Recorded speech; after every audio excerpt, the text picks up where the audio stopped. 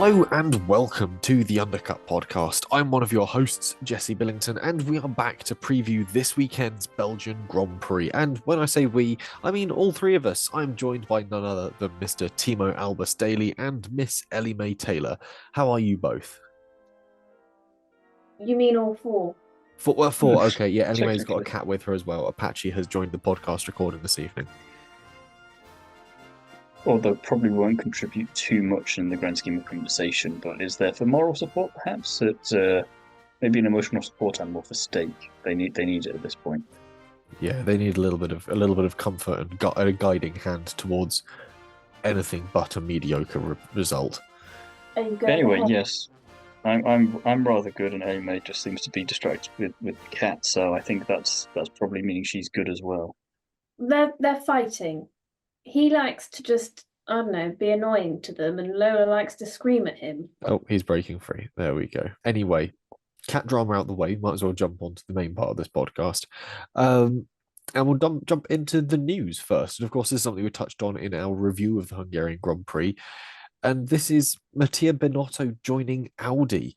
And he'll be joining as their CO and CTO for the team. And it's effective August 1st. So this will be coming into place essentially through the summer break, and this means that Andrea Seidel and I can't remember the other chap's first name, Hoffman, are out, and rumours now grow that Mike Crack could also be set to join the outfit, vacating his spot at Aston Martin, which is all very interesting. It's all very strange, I think, because particularly the thing about Crackstream, because it seems to have quite a decent thing going for him. It's not necessarily going as well as they want it to, but it's not Steak, not Audi, so feel like an unnecessary challenge when you're already in the middle of doing one job. Why not try and see that through first before doing something else? I find it interesting that Seidel and Hoffman have both gone, and I hope that they find someone to be the actual CO and that it's not Binotto in the long term, and this is a short-term appointment because he is someone who I think is better off in just the CTO role. I think we discussed this when it was announced that he was leaving Ferrari way back at the tail end of last year. It feels a lot longer ago than that at this point. I think I'm not even 100% convinced that he did leave at the end of last year. It feels that long ago. Because I think that's where he went wrong with Ferrari. It was trying to do too much at once and spread a bit thin. And that's the last thing a new team, in essence, needs when they're trying to capitalize essentially on a changing of the regulations of this scale. So it's all a bit, I'm not sure if I like it yet. Not this whole Audi thing seems to be, there's a lot of potential, there's a lot of capabilities, but nothing they're doing so far has made me go, ooh, interesting. It's just gone, ooh, interesting. Yeah, I've kind of had the same sentiments in the.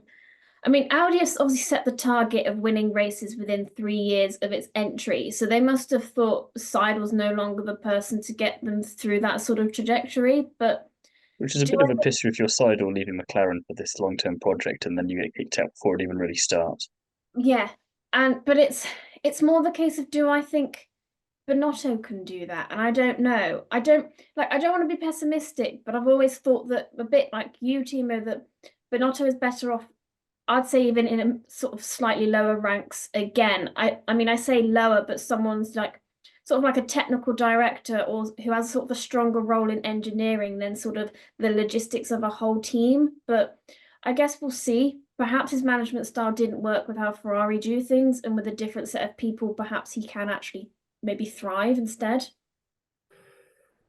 Yeah, the Binotto was at his best, I'd say, when he was doing engine work for Ferrari back under the old Schumacher days and with Jean Todt leading. That was sort of his forte, and that was where he was at home in the team and able to produce some fantastic work, leading a very technical side of the team that fell sort of buried within the bowels of the operation.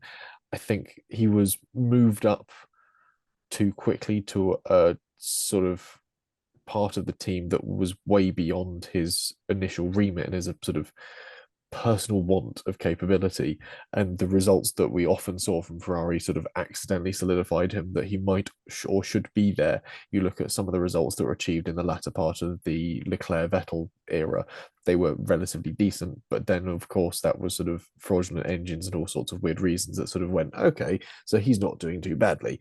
And then it sort of all fell apart a bit, and sort of I think the veil was lifted at that point, and people realized actually maybe Binotto ought to have just stayed making the engines for the team. So it's an interesting one. I'm hoping that Audi don't fumble it. And they've already produced engines. They've got mule engines put together. They're making progress when it comes to the technical side of things. And hopefully he's going to be brought in to sort of help glue it all together.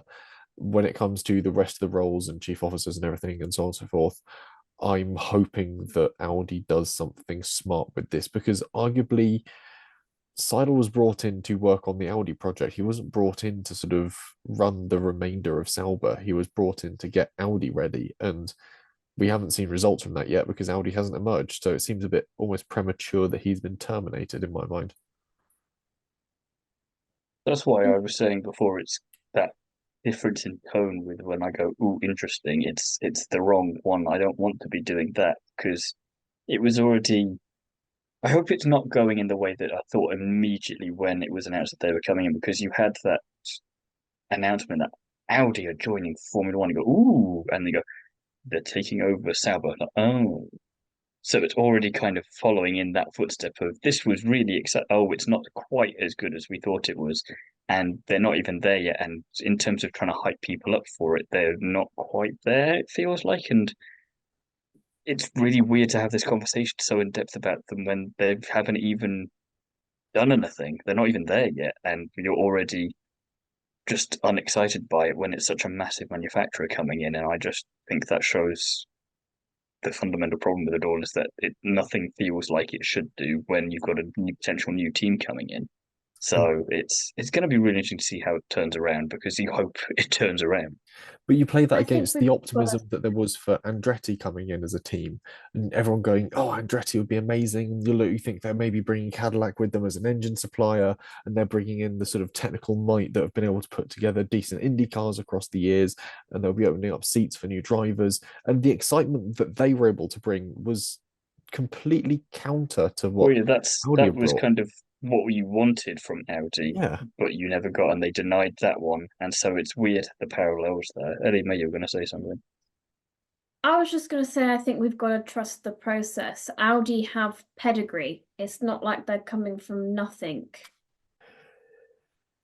Which I think is why I'm not totally pessimistic about it. It's just nothing they've done yet makes me go, ooh, ooh. It's all kind of, I'm not sure yet. But again, it's weird, like I said, to have this conversation so early because nothing's actually happened yet, which is also a good point for the next piece of news where we found out that the restructured points plan has been blocked by all the teams. Thank the Lord, and any other god that you prefer to worship in the meantime.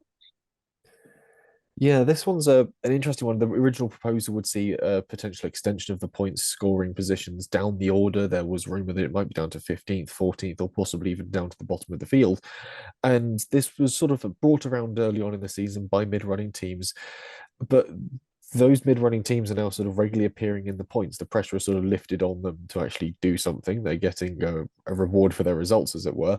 And it's sort of been scrapped. All the teams have gone, yeah, no, we'll leave it as competitive as it is. We need to have something to actually fight for, and equally something that designates the fact that we've essentially lost this weekend. So it's an interesting sort of agreement on the teams to remain being incredibly competitive, which I think for the overarching theme of the sport is fantastic. One of the other interesting points that was unveiled from this weekend was also the maximum driver weight limit has been lifted to 82 kilos from 80, which means that I'm ever more closer to being an F1 driver. But Not also, gonna happen. It's sort of sparking rumors that there's going to be sort of changes in car weight limits as we move towards the new sort of series of production, and quite what this is going to mean when we're sort of looking at going, okay, why do we need heavier drivers? Are they going to be more muscly to try and control a new series of car? What's this opening up? Or is this simply sort of opening up a greater range of diversity, taking an added pressure off the drivers? There's something that's led to this, and I'm curious as to what that part is. I took it to mean that they were sort of taking off some of the pressure of the drivers to keep their weight down so that they remain healthy, because you've got to think how much weight they can lose throughout a race. You've got to then look at, races like Qatar, you want enough weight on them that they're able to sort of be durable throughout the race without having, the health issues that some of them did. So I took it that it was trying to sort of help ease that than it being that anything else. It's an interesting one that possibly the health side of things is important. I think that it opens up a bit more of that freedom for the drivers to have one less thing to deal with on their sort of plates when it comes to sort of structure and training and so on. But yeah, I still remain curious. They also, in that meeting, agreed that maternity and paternity leave is to remain excluded from the cost cap, as it would obviously disproportionately affect women employees, because teams would then have to be sort of paying the female and perhaps hiring as someone to cover that leave as well. If it was within the cost cap, it may have discouraged teams from hiring women of sort of childbearing age. And also with the change of regulations for the 2026 season, they've also agreed that there will be three-day winter testing sessions, which I think for this one there was only two, wasn't there? There was a private one in Spain, and then we had one in Bahrain. I think the So Spain days might have been interesting. filming days, but I thought we had 3 days of testing in Bahrain. No, it's three days. So they get 9 days in total. Oh. But it's in three, yeah. Oh. Now that is interesting. Because maybe I think there might have been closed door testing in Spain that we really didn't know about, but that is very interesting indeed. Oh, possibly where the new car is coming in, they don't want there to be this sort of weird failure that we had with some of the teams coming into the latest technical regulations to sort of go, this is the car we've got. We know very little about it. Let's go racing. They've sort of decided to try and rectify that this time round by going, this is the new car we've got. We at least know how it's going to behave a bit this time round, and it won't be sort of that first race of the season will be a proper first race as opposed to sort of just extended testing going, we have no clue what the hell it's about to do. Best of luck out there. So that's possibly a smart move from Formula Also, One. the potential to avoid a 20-car DNF in the first race of the season, because maybe they've got on top of the gremlin slightly more than potentially they would otherwise, as amusing as that would be. It would also be interesting to see where they then have that winter testing, because obviously the past 2 years it's been Bahrain, and then it's almost the week after we've had then the first race of the season at Bahrain. But if they carry on with how they're then doing it next year, Australia is the first one, isn't it? So then perhaps Australia, depending on Ramadan, might be the first. Ramadan shouldn't be anywhere near it, should it? It's every 9 Is it every 9 months, Ramadan? I couldn't tell you off the top of my head. I know it's regardless, if they keep Australia to the start of the calendar, will they have their winter testing in Australia, or will they sort of keep it to Bahrain and then they move over to Australia? Or I'd hope they'd maybe do it in Silverstone before they properly went over, kind of like they do Silverstone, then Spain, and then go off to wherever the first race of the season is, and they've got a third one depending on where that is. But in terms of replacement, just because of the proximity to most of the teams. I'd say that Silverstone, though, is going to be too cold for winter testing. That's why sort of even Spain some years has been a bit cold for winter testing, and you've got sort of irrespective results. That was why Bahrain quickly came to be favoured, it was relatively close to the temperatures you could expect through the rest of the season. Silverstone in February, March, probably February, given how early the season starts these days, is likely to be bitterly cold and absolutely stoking wet. So you're not going to get anything close to sort of respective. I just think it's impractical for a lot of other places, though. If you're thinking of where, like, even if they went back to Bahrain just for testing, it's technically on the way, I guess, but it just doesn't necessarily fit in with their whole environmental side of things of trying to keep things down, or they have to put extra effort into making it neutral, or the rest of it. It just seems it's going to be interesting to see. And again, it depends on what the calendar looks like, I suppose, because again, it'd be interesting to have test days on a street circuit, essentially, because I don't think we've really done that But before, or not for a good while at the very least. but the cost of setting up a street circuit would make that completely prohibitive. I think Bahrain would make the most sense if you're going to squeeze it in as a No, I'm test saying if location. Australia is the first race of the season, they just set it up earlier and they go testing that. But again, it's the cost. They can't. You you'd have to almost start paying Albert Park to do that, not getting Albert Park to pay you. The benefit Well, they of Bahrain should. is it's a permanent It's F1's facility. privilege to go there. They should be very lucky to get to go to Albert Park every year. They should start cutting them some slack because it's a great venue. Bahrain works because it's a permanent facility. Spain works because it's a permanent facility. They're going to almost certainly look at another permanent facility circuit because that's simply what makes the most practical sense. What I'd like to see is them go to a circuit that isn't on the F1 calendar. And that way we don't have a race ruined because they already know what the testing data is like. It needs to be one that's relatively sort of reasonably close to an F1 circuit. And Bathurst does not have the right certification for it. And also with that long straight, but it's completely it's my thing irrespective. yet again for it. Well, if they do Spain, then do something like Portimao. Yeah. That's not very far. Or they just do Spain twice. Yeah. All that.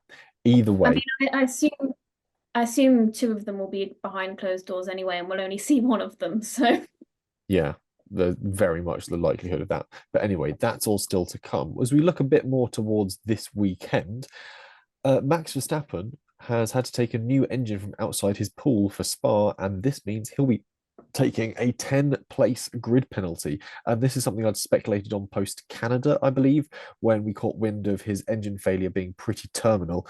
And essentially Honda said it's lost, by which case, I mean, the insides had probably gone nuclear or something.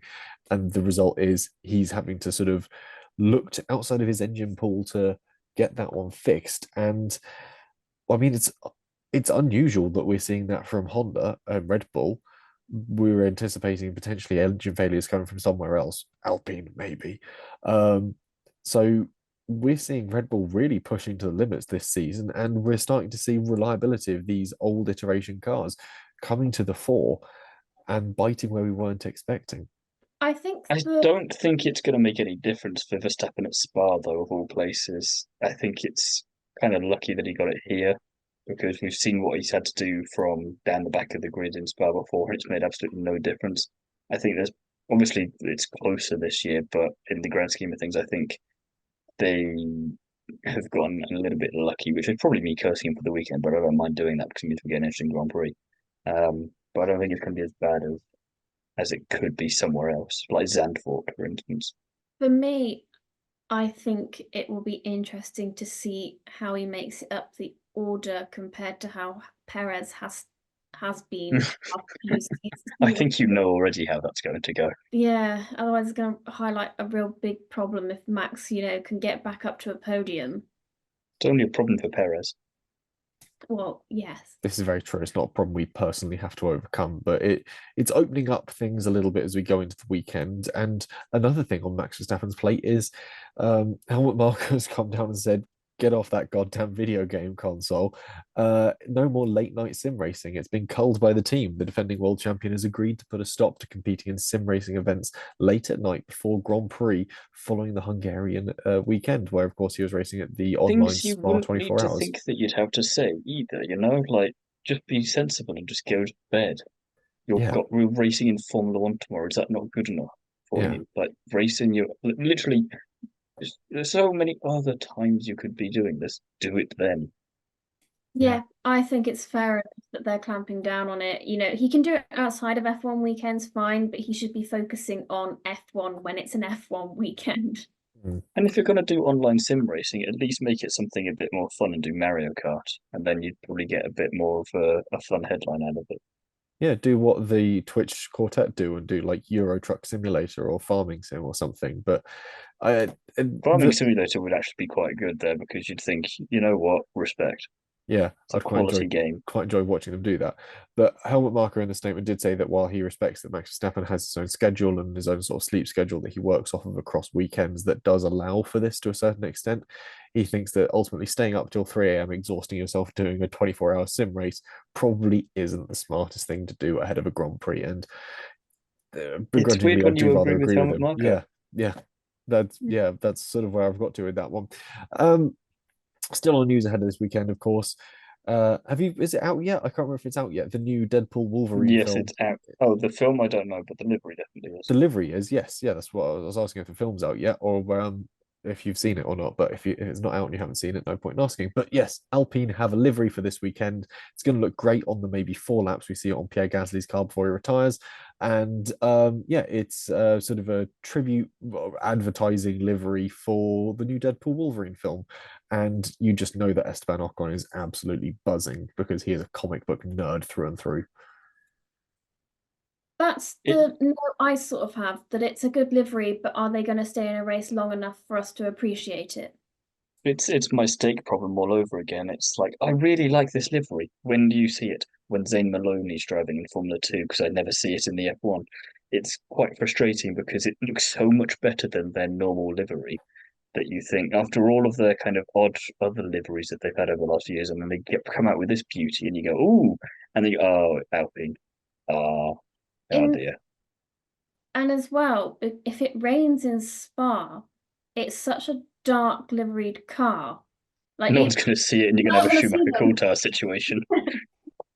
Well, especially as drivers Because come at out to least- lap the Alpine. Yeah. Because if you think, there's a bold prediction. I might change mine actually. There we go. Hang on a minute. You're going to like this in a minute. Continue talking.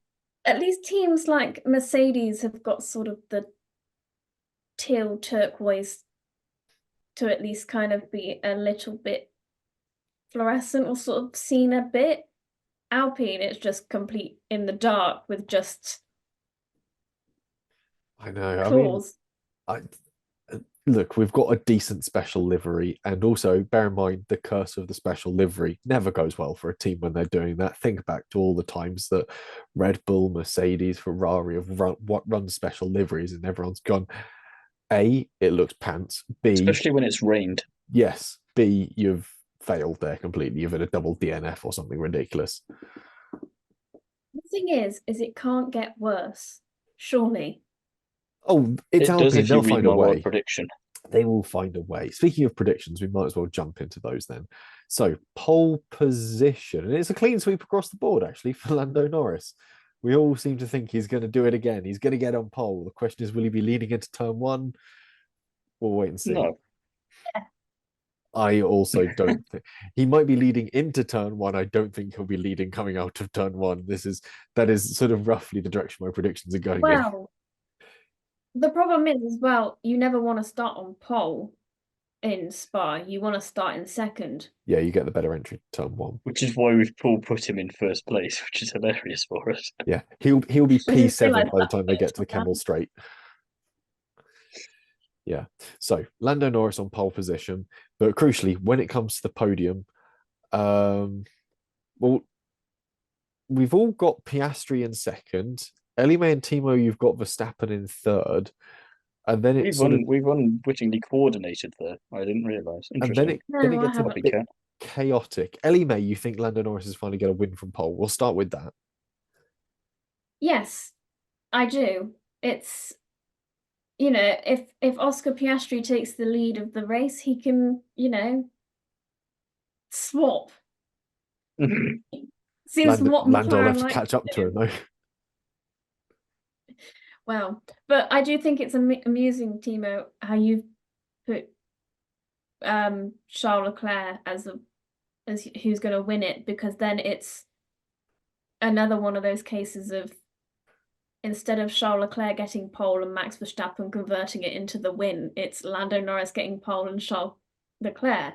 I didn't think about that from that point of view. I just quite like the idea of him winning in Spa, but now that you pointed out, I do kind of, if that happens, want to make the meme, what's it, from the Tom Hanks film, where he kind of just looks at Norris and goes, "I'm Verstappen now." It's kind of, I'm the one that's going to do this to you. Just Captain Phillips. Captain Phillips, that's the one. So Verstappen used to be doing that to Charles, going, "No, I'm going to win this race from your pole, not you." And now Leclerc's going to get to do that to Norris. Look at me, I am the pole stealer now. That's what it's going to be. That's what you're predicting. Piastri second place, the two of you. You reckon he's going to be having another solid weekend? Yeah, it'd be all right, won't he? Yeah. Another missed He's a cool customer. another missed Pilates session for his mum.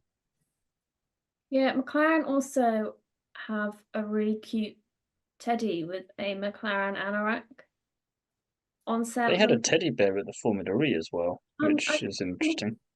It might be the same one. I kind of want it. I think it's called Bruce. That's what I named the car that we went rallying in. Bruce the Brute. The TR4, yes, you did indeed. And then third place, you've both gone for Verstappen. Yeah, because he'll still be fine and he'll make his way back up the grid and show that it can be done, and Perez will be languishing down somewhere and go, oh, shit. Pretty much that, yeah. Fair enough. I've gone completely contra on everything bar the Piastri thing. I've gone for a Hamilton win. I agree with you on the fact that we're going to go for yet another race weekend with no Verstappen win. Hamilton's on good form. The Mercedes is looking decent, and I reckon they'll be able to bleed a fair amount of speed off of it. And he'll be able to sort of control a low grip car around that circuit pretty well indeed. Piastri second, flying high, doing well. Nicole Piastri is missing Pilates. And then third place, buoyed by the special livery, Ocon, third place. I don't know. Is it going to happen? Is it? Or... Look, if it doesn't happen, oh well. If it does, double celebration for me. I'll be happy. When it doesn't happen. We'll wait and see what happens. Fastest lap, however, we've all gone a little bit different here. Thiemo, I feel yours is the most obvious. Yeah, but not necessarily at the same time, because I think Max Verstappen's going to get the fastest lap because he's not going to be able to get further up the grid than third. So there's going to be a big enough gap back to fourth, let's say, but he's not going to be able to have enough time left to go after Charles and Oscar. So he decides he's going to get that extra point and go fastest lap because it's been a little bit since he's had one. Well, in theory, he's got the best engine on the grid. It's going to be the most powerful. So yeah, zesty. That is also logic that I definitely thought about and didn't just realise when you said it just there. Ellie-May, then your fastest lap. I've gone for George Russell because I always seem to go for a Mercedes driver. I seem to swap between Hamilton and Russell. I think it used to prove quite well for me, and now it hasn't really, but I'm still sticking to it. Fair enough. We'll see if it comes good. I mean, I think they're going to be quick, so there's a fair chance. Meanwhile, I've gone for Nico Hülkenberg fastest lap. I think he's going to be up there in the points, and I think he's going to bag the fastest lap. I think Haas are pretty good when it comes to bleeding speed off their car. It's a circuit that's easy to get a rhythm up at. We could see Hülkenberg pit late on. He'll do like an extended double hard strategy and then go for softs toward the end. Boom, smack in a really solid fastest lap on low fuel, and everyone's going to be like, oh, damn. And yeah, I think that's what we're going to see. It'll be his sort of application to replace Perez for the second half of the season. Super sub. Yeah. Wilder things have happened in this sport. Speaking of wilder things, we get to our wilder predictions. And Thiemo, I think we've sort of all seen where yours is going. Yeah, and I do think that this is probably one of my more wild predictions for the wild predictions, and lives up to what I was saying a couple of weeks ago, maybe, that I need to start getting bold with these as the season goes on. So I think this is a good place to start. I'm going to say that it rains and the race leader runs into the back of an Alpine because you can't see it thanks to the Deadpool Wolverine livery, and thus changes the entire nature of the Grand Prix. Have fun writing that into your Excel sheet. Yeah, I don't know how I'm going to fit that one in there. What's cool the weather supposed to be like this weekend? No idea. Spa. I just need it to rain for at least a few minutes so that this can happen, and the rest of the time it can be bone dry for all I care. Let's see. Yeah, to be fair, you have put that it rains. You could have said you didn't have to say the weather. You could have just said the race leader runs into the back of them. Maybe they just don't see them in sort of the really wooded areas. It's too dark. How into the wooded areas are they? They're too far, I think, at that point, no? Yeah, I think at that point, if you're in the wooded areas, you've left the circuit and had what can only be described as an almighty accident. The trees, the F1 cars in there. That's not good.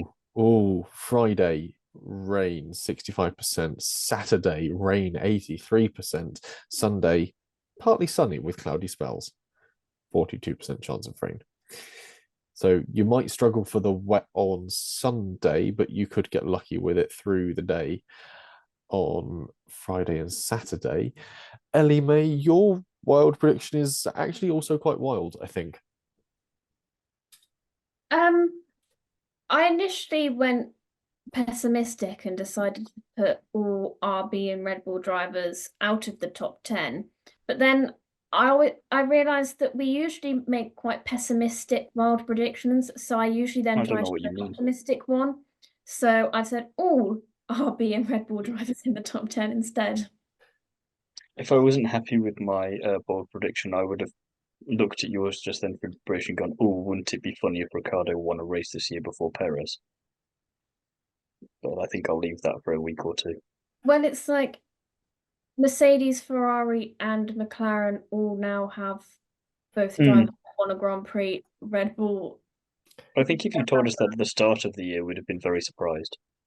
Mm. So to see all four of them in the top 10 would be quite amusing and quite the bounce back, actually, after last weekend, considering just everyone seemed to have trouble with their car at some point in time. If it wasn't the car, it was the strategy. So for them to actually then get it all together and actually finish inside the top 10 would be quite something. I mean, they But had And three drivers in the I'm top 10. waiting now for three of them to do it, and then you. Well, I was going to say it's going to happen now, where Ellie-May gets very close, and then something happens at the end of one of those P11, and she goes, "Oh, you bastards!" well, P11 I'll be would even escape. more And it's annoyed. going to be Perez. Yeah, I'll be even more annoyed if it's that they all aren't in the top 10 because obviously I initially went for that and then swapped it. They completely invert it. See, I've gone for one which the inverse of which is incredibly likely, which You is copied me from last week. yeah, I've gone for Sauber double points, the inverse of which would be Sauber no points at all, which is incredibly Just likely. guaranteed. Yeah. I don't know. Look, the odds are stacked against them. Surely they're going to score points at some point this year. They aren't going to go completely pointless. Like last team to do that was Williams in what 2018, 2019, I want to say off the top of my head. But if they Surely were they're going to score points. But if they were in Pointless, the TV show, they'd be winning right now.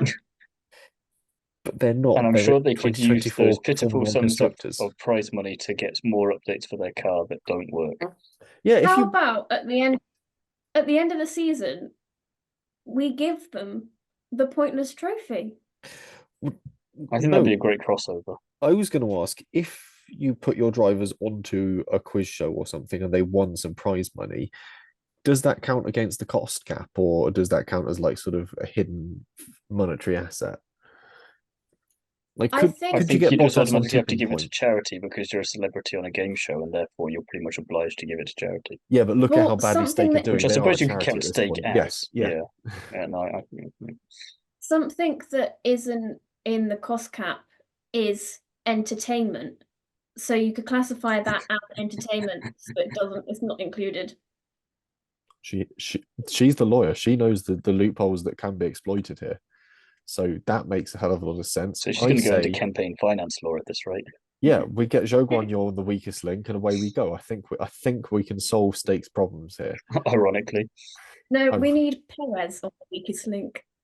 But I think you get all of the people that we're all thinking about right now on there, and then we see who actually is. I think we'd see Alex Albon If voted we could off really arrange that for quickly. comic relief, that'd be great. An F1 weakest link would be good. They did an F1 Pointless a couple of years back, which was a load of No, that was us, Jesse. No, they did F1 like people from F1 on Pointless. I think they even had Murray Walker on it as well, and that was quite good. Go dig out the footage of that. It's probably floating around on YouTube somewhere. But anyway, we've made the weakest link joke. We've made the jokes. We've pretty much drawn ourselves to the perfect point to conclude this week's podcast on. That's all we've really got time for. Kept it relatively short and sweet for you. In the meantime, if you want any more from us, where can we be found, Thiemo? You can find me over on Is It Possible? I'll have a report of some kind of the Formula E double header season finale in London. that I was at last weekend. That'll be out at some point, but not too distant. And you can find me on the Kerbs, where I've got a couple of new episodes coming very, very soon. Lovely stuff. Ellie-May, where could the people find you? I haven't really done much in the last 24 hours since we've done our last podcast, so You I'm mean to just tell me you gonna haven't scaled replug. Everest in that time? You haven't been out and solved world hunger? You had 24 hours. What have you been doing with your day? Working mainly. I earned money. Okay, fair enough. Yeah, that's a good answer. Yeah, but I was just gonna replug that I have a Goodwood post out. I should have more out. So just keep an eye out. Lovely stuff. And if you want more from me, you can find me across social media as @JesseOnCars on Instagram, Twitter, and TikTok. I've got Goodwood photographs coming out soon as well. I've got my rolls of film back from that. And you can also pick up the latest issue of Classic Car Weekly, which dropped today on the day of recording and will still be on shelves tomorrow. We've got all the production secrets of the P38 Range Rover, the strange second addition to the Range Rover, and its troubled times. There's other interesting bits and pieces in there, as well as potentially the stabilization of the classic car market. Why now is a good time to be buying. So that's all we've got time for this week. Shout out, of course, to our listeners in Ichihara in Japan. New one to add to the list. I don't think we've actually had any listeners in Japan for ages, ever, possibly. So lovely to have you. Thank you for joining us, and we hope you'll join us for our review of the Belgian Grand Prix in a few short days. Have a fantastic weekend and enjoy the Grand Prix.